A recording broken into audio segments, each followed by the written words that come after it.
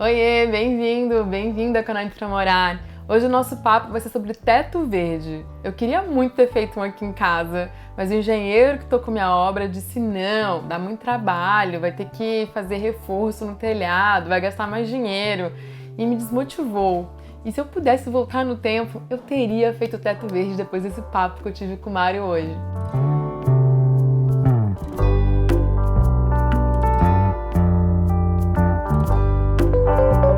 O Mário Scalambrino, arquiteto paisagista que foi responsável aqui pelo paisagismo produtivo da minha casa container, que fez o projeto e a execução do teto verde lá da Casa Saudável da mostra que está rolando em São Paulo. O teto verde ficou lindo, eu já mostrei algumas imagens aqui no vídeo anterior, né, da semana passada. Se você procurar aí na playlist Casa Saudável você vai achar. Mas hoje ele vai contar um pouco mais de como foi desenhar esse projeto e que ele pensou ali para esse espaço. E também vamos saber um pouco mais sobre o teto verde de forma geral, assim. Ele fala muito sobre a eficiência, né? Tem conforto térmico, acústico, mas não só isso. Hoje em dia é necessário porque a gente diminui as ilhas de calor e com o aquecimento, né, global. Se todo mundo tivesse um teto verde, a gente ia melhorar muito o microclima das regiões que a gente vive. Então vamos bater esse papo com ele, é muito interessante. E a minha primeira pergunta foi: qual foi o desafio de fazer um teto verde numa casa já antiga em São Paulo?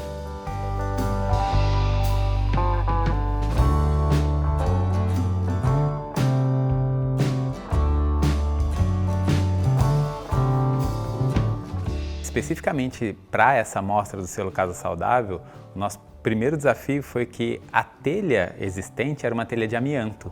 Então a gente precisou retirar essa telha com todo cuidado, porque é um material super contaminante e tóxico. E aí o segundo desafio foi a gente conseguir identificar qual que era a carga que aquela laje aguentava para se fazer um teto verde. Como é uma casa antiga e a laje não foi projetada para receber, né, um telhado verde, a gente trabalhou considerando que a carga máxima da laje era de 200 kg o metro quadrado. Então, nosso principal desafio foi preparar um substrato que fosse leve o suficiente para a gente não fazer uma sobrecarga na laje. E aí, qual que é a preparação dessa laje para receber esse telhado vivo? A gente precisa fazer uma impermeabilização muito bem feita quando for fazer um teto verde. Então o primeiro ponto realmente é esse, saber qual que é a carga máxima que a laje aguenta e depois fazer um bom processo de impermeabilização. Lá a gente usou o produto da Moche 3000, que é um produto também certificado pelo selo Casa Saudável, é um impermeabilizante mineral. E aí a gente aplicou diretamente sobre a laje 3 camadas desse material impermeabilizante. E o segundo fator foi a gente identificar a quantidade de drenos que existiam para que essa água, quando cai no telhado, boa parte a vegetação absorve, mas outra parte ela vai escoar. E aí fazer um sistema de drenagem eficiente para que não tenha problemas de entupimento ou perda também da terra, do solo que a gente colocou em cima da laje. E ainda assim, vocês conseguem fazer captação da água da chuva nesse teto verde? Ainda assim a gente consegue, e essa água ela passa por um filtro, né? Então ela chega inclusive bem limpa na cisterna, porque a terra e as raízes das plantas elas seguram ali partículas que possam vir a estar na água. A depender da altura do substrato, né, o quanto de terra que a gente colocou em cima da laje e a característica da vegetação que a gente planta, um telhado verde ele pode reter até 80% da água da chuva e ir liberando lentamente. Então essa é uma das principais funções do teto verde, especialmente em zona urbana, é você diminuir esse grande problema das cidades, que é o problema de enchente, né? Porque o telhado vai absorver essa água e vai liberar lentamente para o sistema, que nesse caso nem vai para o sistema de água pluvial da prefeitura, ele vai do município, ele vai para a cisterna. Então um telhado verde não é só a função de refrescar a casa, também tem essa função de conseguir ter uma área maior e permeável na sua casa com o telhado, é isso? Exatamente, é como se a gente conseguisse compensar a área que foi impermeabilizada pela obra, pela construção, compensar ela exatamente no mesmo lugar, criando uma nova área de permeabilidade na cobertura. Então tem sim realmente essa função fundamental que é de conforto térmico e acústico para dentro da casa, mas pensando no papel coletivo né, o teto verde ele contribui com a melhoria do microclima do entorno, né, diminui um fenômeno que a gente chama de ilha de calor, porque o telhado ele está exposto ao sol o dia inteiro e a maior parte dos materiais que são feitos nos telhados convencionais absorvem esse calor e vão liberando esse calor lentamente, fazendo com que a temperatura desse entorno fique sempre mais alta. E o telhado verde diminui esse fenômeno de ilha de calor. E a manutenção do telhado verde é tranquila de se fazer? O teto verde não é para ser um lugar para ter uma manutenção excessiva, como às vezes a gente imagina que vai dar. No caso específico aqui do teto verde da mostra, a principal manutenção ali, o cuidado, é para que se porventura alguma semente de alguma árvore começar a germinar ali, que possa ter vindo pelo vento ou cocô de passarinho, e aí a gente tem que já retirar essa árvore que vai estar brotando ali. De resto, como é um jardim ali de uso, né, variado, tanto para contemplação, para lazer e até para produção de alimento, é uma manutenção como se fosse de um jardim convencional que estivesse ali no solo. Corte de grama, aparar ali as folhas secas e claro, ficar sempre de olho para ver se não está tendo nenhum tipo de indicador de infiltração, né? Então, mas é uma manutenção que qualquer outro tipo de telhado nos demanda, né? Acredito que todos nós já sofremos algum momento com algum tipo de goteira em alguma casa que a gente morou e não necessariamente era uma casa feita por um teto verde, né? Então, os cuidados que qualquer telhado aí nos demandam. Mas também deve ser importante, assim, pensando quem não quer ter manutenção e escolher as espécies certas para você não ter muita manutenção, que não cresça muito, que tenha mais essa função de refrescar o lugar. Isso, com certeza. Nesse caso, a escolha das espécies vai realmente diminuir a manutenção. Aqui a gente optou por espécies que não precisam de tanta água assim, né? Algumas espécies de suculentas, como por exemplo a rosinha de sol, as babosas, né? Mas a irrigação, no caso aqui do teto verde da mostra, não entra como uma manutenção, mas é um cuidado que precisa ser feito nos períodos de seca. Quando você começa do zero um projeto de um teto verde, tem esses drenos que você falou, impermeabilização, mas você faz uma caída também. O que você tem que pensar para fazer um teto verde na hora do projeto? Bom, a gente pode ter um teto verde com diferentes técnicas construtivas, tanto em laje quanto também em madeira, né? Fazer uma estrutura de madeira. A inclinação mínima, que foi o caso da amostra especificamente, é de 2% só. Já é o suficiente para a água que cai ali conseguir escorrer para os drenos.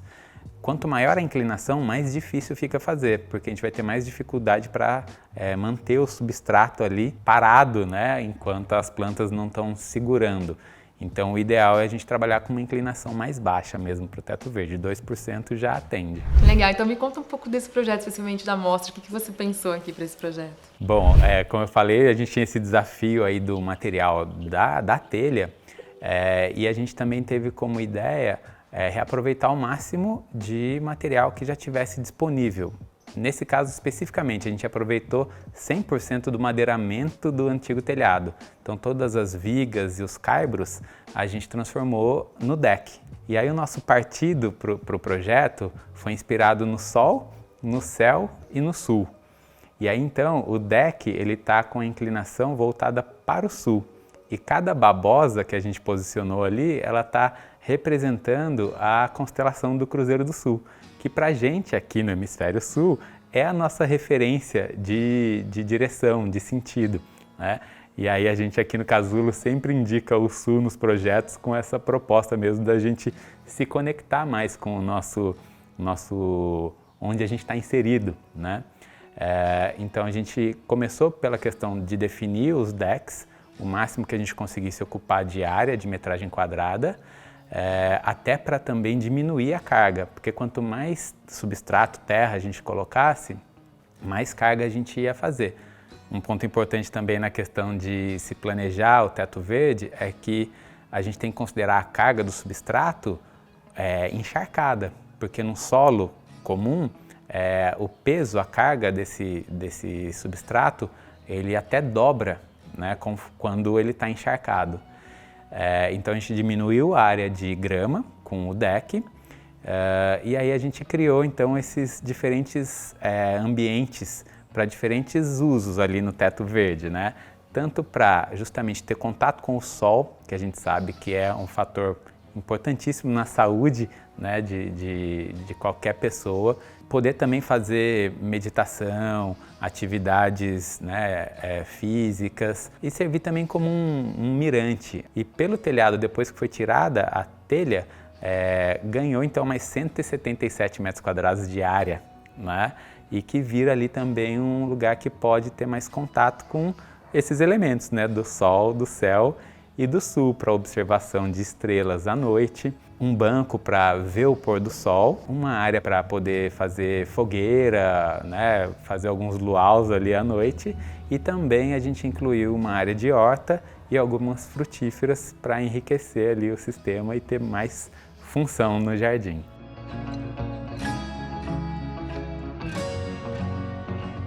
Mas especificamente sobre o jardim, ele atendeu aos parâmetros de paisagismo, que são exigências do selo Casa Saudável. Um deles foi não utilizar nenhum tipo de adubo sintético ou de agrotóxico, de veneno. Ter um jardim que tenha não só a função contemplativa, mas também produtiva. O uso de substrato orgânico.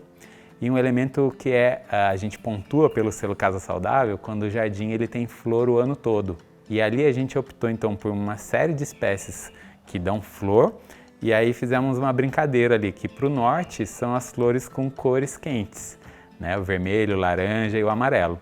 E para o sul a gente trabalhou com as flores de cores frias. E também tem uma pintura ali, né? Você chamou uma artista para fazer uma pintura? É verdade, a gente convidou a artista Fátima Moraes para fazer uma pintura, e a tinta que ela utilizou é uma tinta também certificada pelo selo Casa Saudável, né? Uma tinta da Bostik, que é uma tinta mineral. E ali a pintura foi inspirada no cosmos, né? Nas constelações, nas galáxias, para trazer mesmo enfatizar o nosso partido de a gente ter mais contato, né, entre todos os mistérios que existem aí entre o céu e a terra. Muito legal. Então, assim, para quem tem vontade de ter um teto verde, construir uma casa com teto verde, você incentiva? Porque eu não fui incentivada. Sim, com certeza. Eu sou um grande entusiasta, né, de tetos verdes. A gente já tem aí 3 casas projetadas e executadas, todas com teto verde, 180, 200 metros quadrados de telhado. Eu acho que os tetos verdes eles são não só uma tendência de sustentabilidade, mas também uma urgência, né, porque eles contribuem muito com a melhoria da qualidade de vida, né, da qualidade dos ambientes urbanos. A gente tem uma série de benefícios, como eu já disse, né, conforto térmico e acústico, mas também armazenamento de água, diminuição do risco de enchente, a oportunidade de você ter mais um ambiente, né, conseguir ter um pouquinho mais de horizonte também da sua casa, a atração, né, o aumento da diversidade no ambiente urbano, a diversidade de espécies, tanto das plantas, mas também de toda a fauna que vai sendo atraída por aquelas plantas, né? Então, enquanto a gente estava executando lá o jardim, a gente já viu a abelhinha, borboleta, voando ali só pelo fato da gente começar a enriquecer ali o sistema com diferentes plantas. Então, eu sou um grande entusiasta aí. Se você tem vontade de ter um teto verde, procure um profissional, porque precisa mesmo de o atendimento, alguns cuidados e pré-requisitos para que não se venha a ter problema, mas ele é extremamente pertinente para os dias atuais. Ele faz com que, por exemplo, quando o dia estiver muito quente, a sua casa fique fresquinha. E quando estiver muito frio, a casa vai ficar quentinha, que é o que a gente chama de eficiência energética. E o telhado verde, ele garante isso numa casa, porque 80% do calor que entra numa casa vem pelo telhado. Então, quando a gente planta ali, usa esse telhado como um jardim, a terra ela mantém a temperatura ali estável, uma média de 22 graus. Então, ela não vai transferir esse calor para dentro da casa ou esse frio. E diferente do que a gente pensa em relação a vazamento, infiltração, quando a gente tem uma laje de concreto e a gente protege ela, né, impermeabiliza e protege com uma camada de terra, então a gente realmente vai estar protegendo essa laje de concreto em relação à possibilidade de ter fissuras, rachaduras e trincas, porque a terra evita essa dilatação e a retração conforme a variação de temperatura no concreto. Então ela age como uma proteção. Às vezes a gente tem medo por conta da umidade, né? Mas assim, se pensar um prédio, vários prédios têm um subsolo que é a garagem e o pavimento térreo, que é um jardim com aquelas jardineiras, aqueles canteiros, na verdade estão fazendo a função de teto verde em relação à garagem. Ou todo mundo tem uma caixa d'água no telhado que está cheio de água ali, mas ela está estancada, né? Então ela não vai necessariamente trazer infiltração. O mais importante mesmo é ter esses cuidados de impermeabilização, de carga, para que não venha a ter problema no futuro. E o que é mais caro, Mário? Fazer um telhado ou ter que fazer uma estrutura para fazer um teto verde? Isso encarece a construção ou não? Pode encarecer ou não, vai depender do tipo de estrutura que vai se pensar para esse teto verde. Se for uma laje de concreto, com uma carga de 500, 600 quilos o metro quadrado, impermeabilizada com manta asfáltica, isso vai encarecer, né? Mas existem outras soluções, como por exemplo uma estrutura de madeira e fazer a impermeabilização com lona. Então vai variar muito. Especificamente sobre o teto da mostra, a gente conseguiu fazer um jardim super de baixo custo. Primeiro por conta a gente já tinha essa laje de 200 quilos no metro quadrado. Então é possível fazer um teto verde com a carga mínima de laje de 200 metros quadrados, o que não vai encarecer, mas aí só precisa tomar cuidado nesse substrato. E a gente fez um substrato reaproveitando resíduos da produção de cogumelo, de shimeji e de shiitake. E aí a gente conseguiu baratear bastante esse teto verde. Mas uma conta que eu gosto de fazer não é comparar um pelo outro só pela obra. A economia que vai se ter na questão de conta de energia e também da saúde humana pelo fato de ter um teto verde em comparação aos outros, é um fator que a gente precisa considerar também na hora de fazer a conta dos custos da obra, né? Porque a gente acaba a obra em um ano, mas vai morar nela 20, 30 anos, né? Então, nesse quesito, o teto verde é a melhor solução que a gente pode ter para os telhados. O espaço lá ficou muito lindo, né? E eu fiquei muito motivada a querer fazer um teto verde. Aqui eu tenho uma área permeável muito grande, né? Eu tenho quintal, o meu container tá elevado do chão. Então, assim, eu não tenho uma necessidade de fazer um teto verde. Mas eu ainda quero fazer uma casa, uma outra casa no futuro. Não tenho dinheiro para isso ainda, mas eu tô guardando dinheiro para isso. E minha pesquisa aqui no canal, dessas construções sustentáveis, secas, de outros tipos de construção, é já pensando no futuro, nessa outra casa que eu vou fazer. E nessa sim vai ter teto verde. Ninguém vai me dizer para não fazer não, agora eu quero fazer e o Mário que vai fazer para mim. E você, gosta de teto verde? Queria ter um teto verde aí na sua casa? Deixa aí no comentário. E também sugestão de próximos vídeos de outros tipos de construção que você tem curiosidade. Se você curtiu, deixa um joinha aí, isso é muito importante pra mim. Se você não é inscrito, demorou, se inscreve. E até o próximo vídeo, valeu!